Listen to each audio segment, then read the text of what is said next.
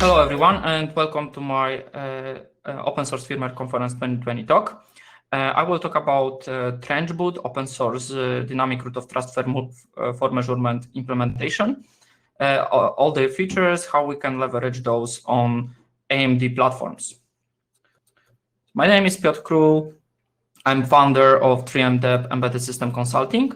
I'm core boot contributor and maintainer, conference speaker, and co-organizer. I train at various organizations. I'm former Intel BIOS software engineer, 12 years in business. 6 years I'm contributing and evangelizing open source firmware. I'm also C-level position in 3M LPM plant and Vitro. So first of all, I would like to talk some kudos or thank you to various people and organizations that help us develop TrenchBoot and move TrenchBoot project forward. First, NLNet Foundation, who sponsored last 12 months of the TrenchBoot project development for AMD. Then Daniel Smith, who is inventor of the project and initiator of the project from Apertus Solutions. Andrew Cooper, who from Citrix, who supported landing zone development and various review cycles. So thanks to Andrew, and of course, amazing 3M embedded firmware team, especially Michał Żygowski, Christian Hebel, and Norbert Kamiński, who helped me prepare demos for this and help in development over the last 12 months. So what's the goal of this talk? I would like to explain you how TrenchBoot features works, how those can be leveraged on AMD platforms, explain what's challenging in SCRTM, which is kind of different root of trust for measurement and competition, you can say, or it's different implementation of getting root of trust for measurement, and what's challenging about static code root of trust for measurement. What is TrenchBoot and how it works? What is the Sharo and how we use it to deploy TrenchBoot? And what kind of operation improvements and security features and what kind of modern open source firmware use cases you can get when leveraging TrenchBoot and whole ecosystem around it. So let's start with static code root of trust for measurement. So maybe for those not familiar with root of trust for measurement, Trusted Computing Group, which also created TPM specification, recognize various root of trust for measurements. One of those root of trust for measurements is static code root of trust for measurement, which means at the beginning of booting platform, there is some static code, typically in boot ROM or inside some read-only part of the SPI flash. And this code kind of is root of trust for all the further measurements of the platform, which we use, and the measurements are used for trusting the platform, trusting the firmware that is run on the platform. So this is one of the root of trust for measurement, static code, and other is dynamic root of trust for measurement, which means it's not start at the beginning, it start at some further point of platform operation, and typically leverage some special CPU instruction. So typically, static code root of trust for measurement is not updatable, especially those in some dedicated processors like ME, PSP, or in boot ROM. But of course, this can be updated to some extent, but the update is not controlled by open source firmware. It's not controlled by the owner of the platform, but the vendor of the platform or vendor of the silicon. What kind of commercial use cases this root of trust enables?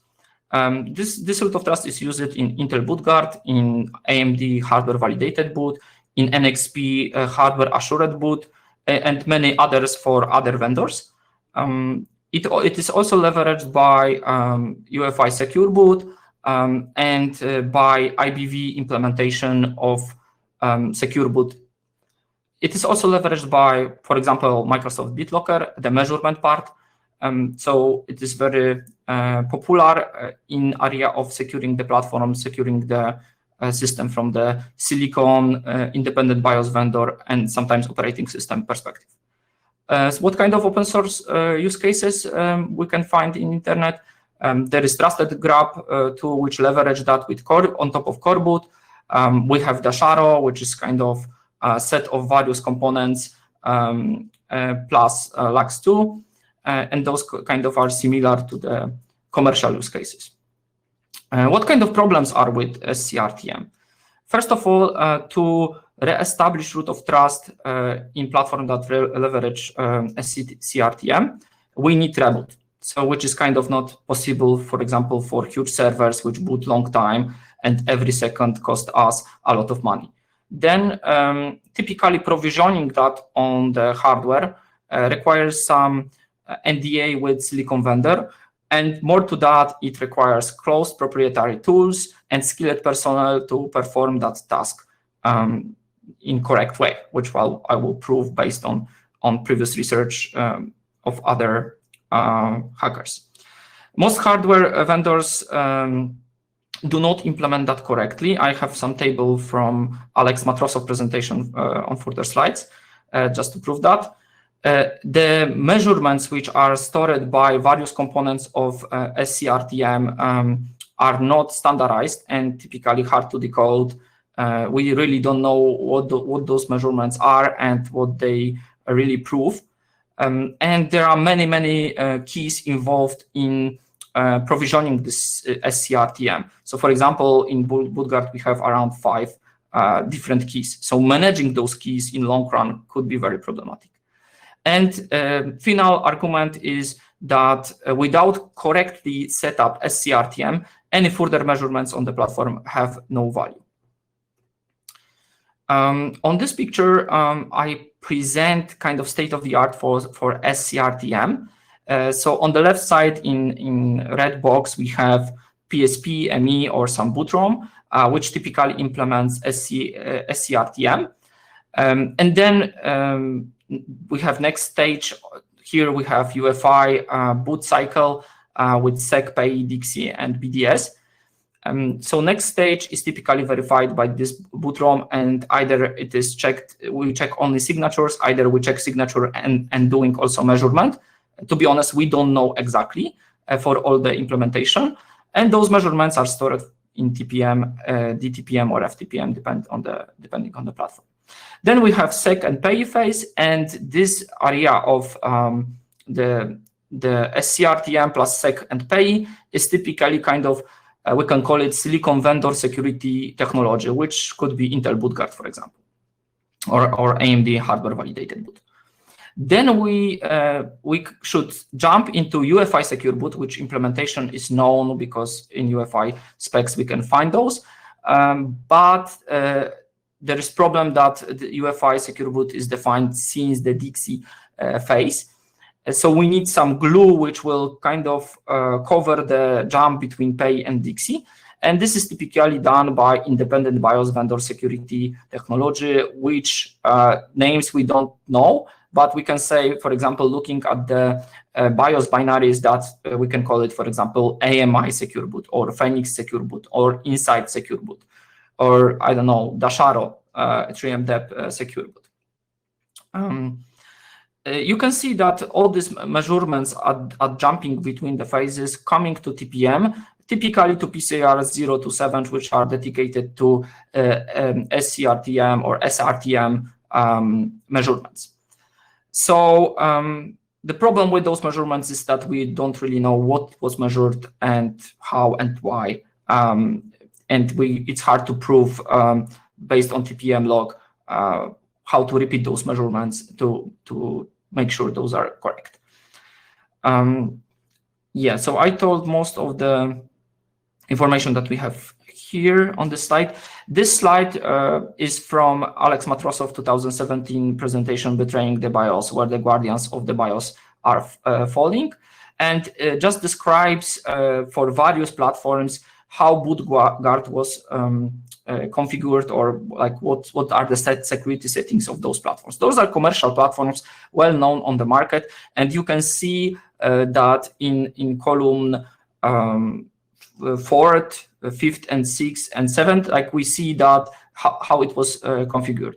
Alex proved that gigabyte bricks can be broken because it has not set FPF, and to be honest, BIOS guard is also disabled. The best security was for Dell, but you can see how many platforms have boot guard disabled or not supported. Sometimes we have even measured verified for boot guard, but then there are problems with correct provisioning.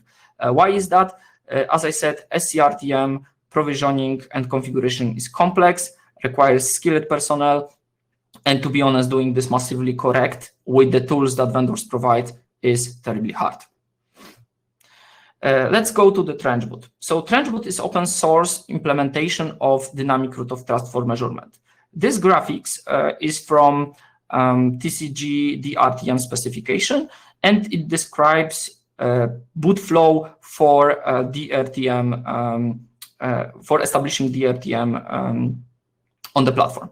So on the left side, we see that there is platform power on.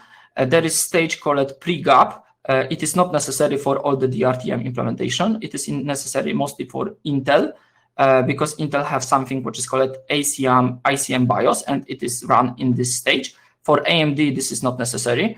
Then we have gap, which we may have some BIOS which implements SCRTM or SRTM. Then we have the DRTM configuration environment preamble, which is typically run by some bootloader or maybe last stage of the firmware. And then this last stage or DCE preamble, if finished successfully, can trigger the dynamic launch event, which is special instruction of the processor. For AMD, it is SKInit. And if this event was successful, we should have measured piece of code which is launched, which is the DRTM configuration environment. And this measurement is guaranteed to be protected and run in special mode of the system. That's why we trigger it through special CPU instruction. For AMD, there is a small binary called landing zone. I will talk about it later. It's just 64K, and when we trigger SKInit, the measurement is done and it's dropped into PCR 17, just automatically. Yeah, so what TrenchBoot helps? TrenchBoot helps in forgetting about the complexity of NDAs and silicon vendor procedures, which enable SCRTM. It solves couple issue, or maybe not solves, but work around those.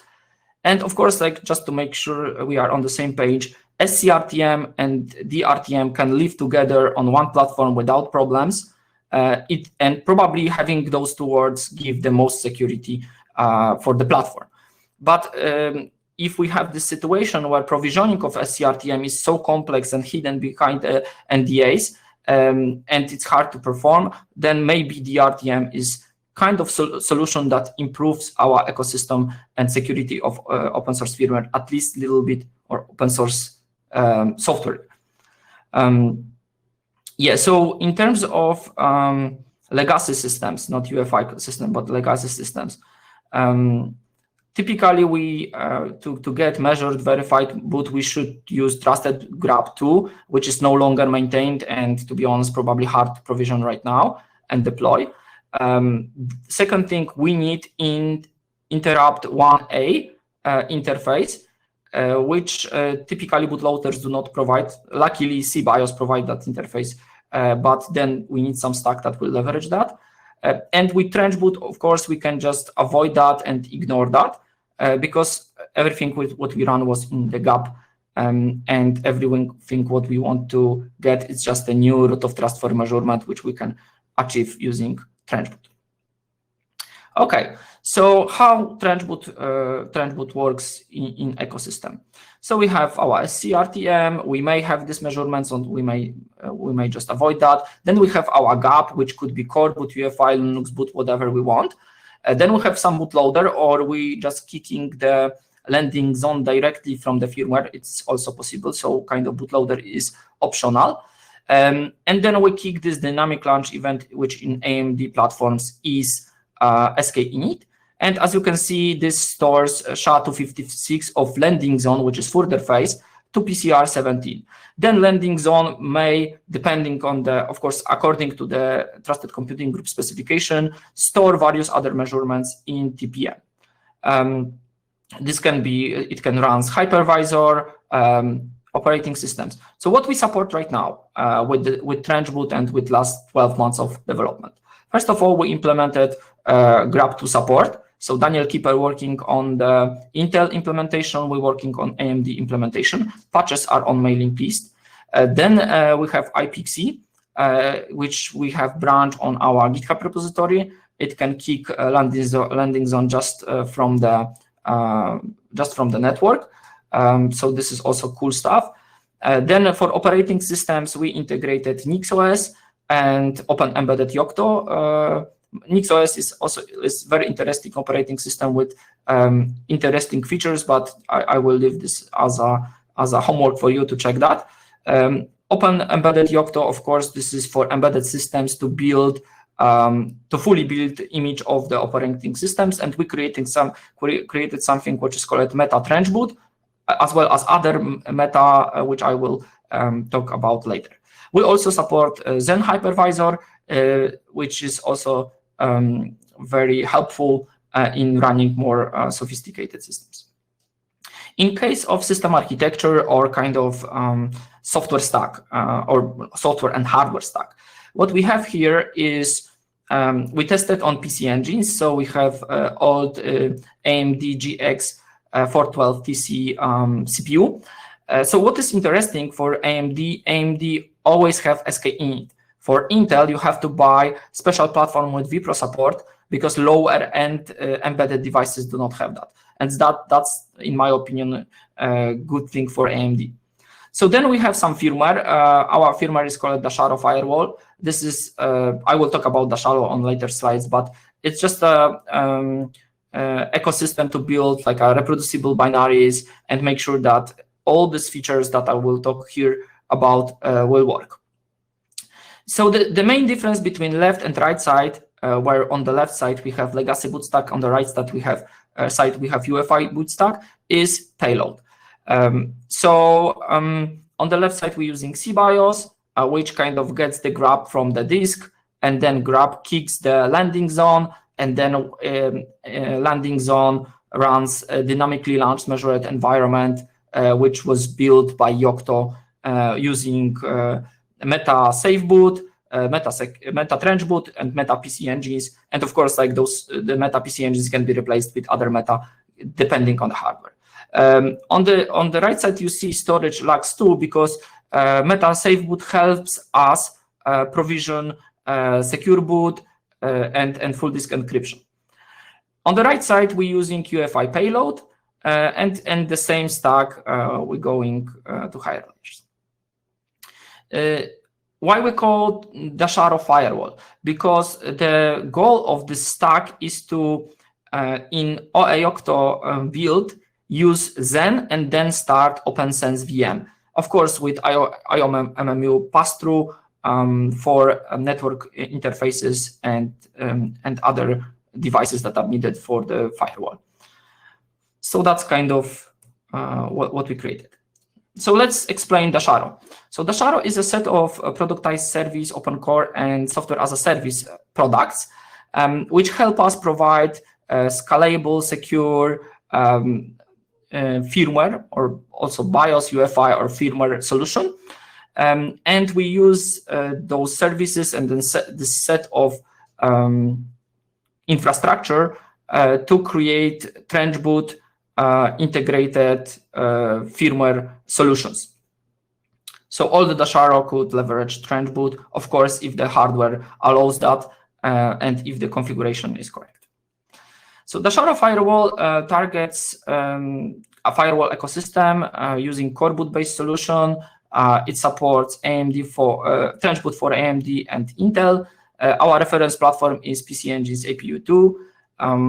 we have also hardware compatibility for protect various platforms and other platforms of PC engines. The binaries are available, so binaries for PC engines are available under this link. And kind of if we compare feature set of legacy boot stack and UEFI boot stack, for legacy boot stack, we leverage core boot verified boot or vboot, measured boot. We have, of course, faster boot than UEFI because core boot is simply faster. We're using network boot through iPXE. We have TPM menu in CBIOS. So this is how it looks like.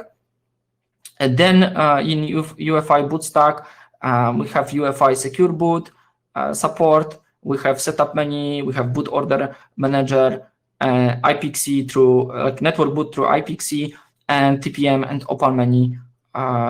This is like a standard Tiano Core feature set. Let's go to the landing zone and what happened over the last 12 months in AMD landing zone development. Landing zone is open source implementation of AMD secure loader block. It's the DCE on the DRTM diagram.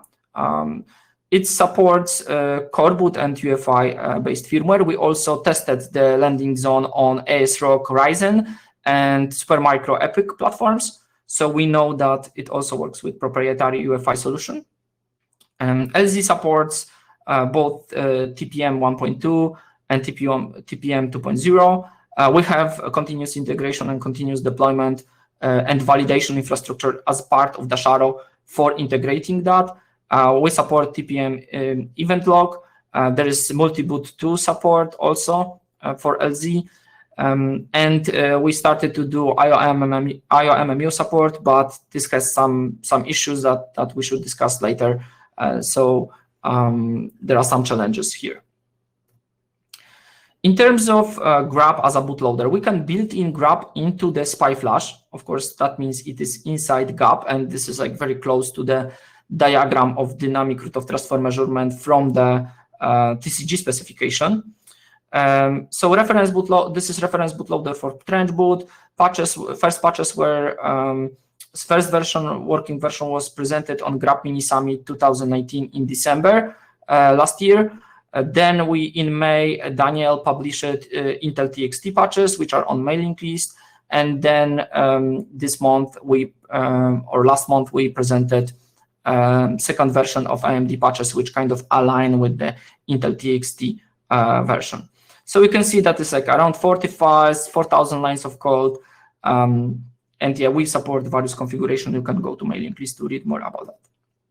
In case of PXE, this was created because we kind of wanted to, mostly we use NixOS, and we wanted to speed up. NixOS requires a lot of work for rebuilding, retesting. So we wanted to simplify TrenchBoot testing and development cycle, and we thought this is cool stuff to enable LZ in iPXE. And also this is cool because you can easily right now check if your AMD platform support DRTM. So you can just use following iPXE shell commands.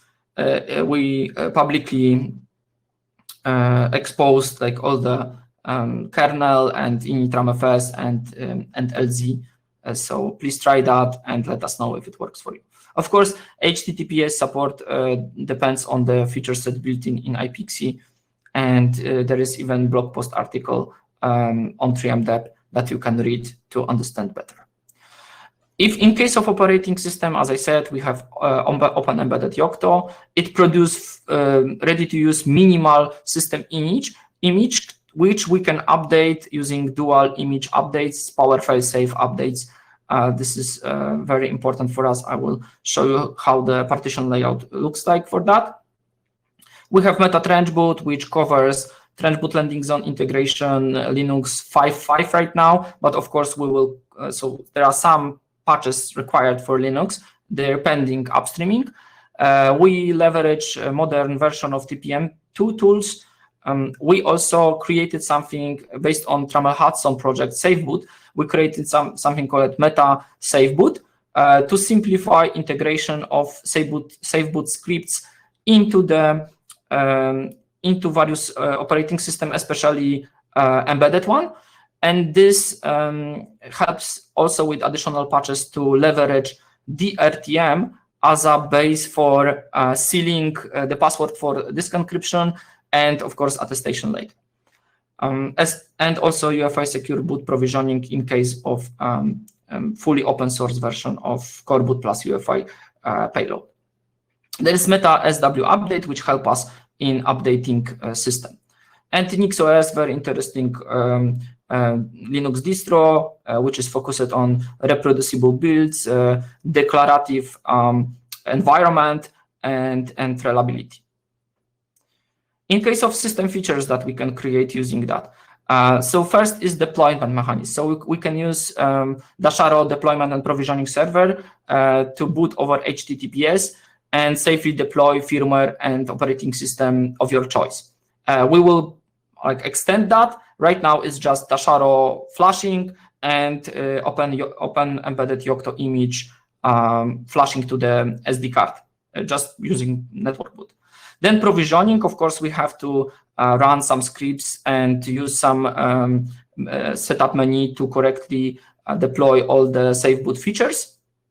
Then we have various boot security. Even we can extend security by using special SPI flash, which can have some region read-only.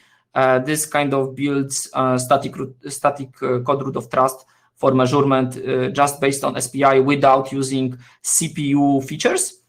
We will and implements right now firmware update, which will leverage LVFS FWPD public and on-premise infrastructure, as well as we will support manual methods using flash ROM and GPG. Then system update, which I already explained. Then recovery, which means some very small Linux distro inside the SPI flash, which in case of problems with firmware update, let's say we flashed something not signed and we're just failing with verified boot, or we have other issues, then we fall back into the recovery mode and we can reflash or do various other things. There is also attestation, which I will demo here. This is purely based on safe boot experience, but using DRTM PCRs.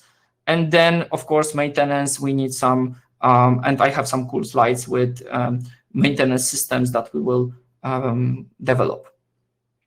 The Dasharo deployment and provisioning server, as I said, you can use boot3m.com. All the artifacts are already there. Here you can use deployment demo if you want to see how this look like. I will not show that right now because I have very little time.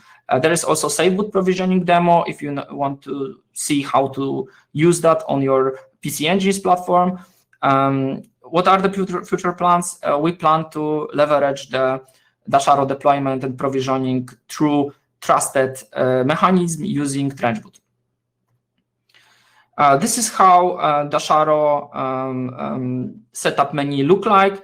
So it's you can see this is like standard UEFI payload menu. We also support legacy, but it's nothing to show there because it's just simply directly jumps to the bootloader, so nothing fancy there. Yeah, as I said, we can use read-only SCRTM if we lock piece of SPI flash. And we also have demo which kind of walk through menu, and so you can see what kind of features inside those menus are supported, like Opal and TPM and secure boot submenus. In case of OS update and hypervisor, we use dual image update where bootloader decides what to choose. We have support for grab, so you can toggle between. Let's say use update one. You are on system A and you dump the update to system B. You just mark this that this system B is to be tested. Then you reboot. Bootloader knows that this system B should be tested. If system B kind of self-test itself or attest itself, then it can prove that I'm good after update. And then I commit this update, and then in further boot, system B will boot. And then, of course, next update, we will use system A. There's also some persistent data that may be useful. The update is power fail-safe, dual image, and the update mechanism can be encrypted and signed. In case of recovery, this is recovery console for our Dasharo firewall version 0.2. It's a SPI built-in minimal heads-based Linux kernel with some basic tools, and you can see how it works using following links with the ASCII-NEMA. We have attestation, which I want to show you here. We can attest both SRTM and DRTM PCRs. We plan to have some basic Dasharo attestation server. Right now, I will show just the manual method. The diagram that you see here was for a configuration with hypervisor. So we just generate the using TPM attest. We just generate quote based on given PCR list. We're dumping that to quote target zip. Then we copy that to attestation server, and on attestation server, we can verify if this is correct. So let's take a look at this.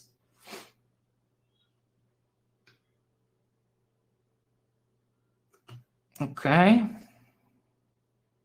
So we just enter telnet, generate some quote.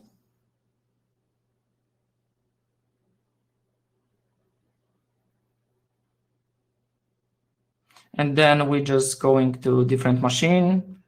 And from the machine that we generated on, we just SCP the quote.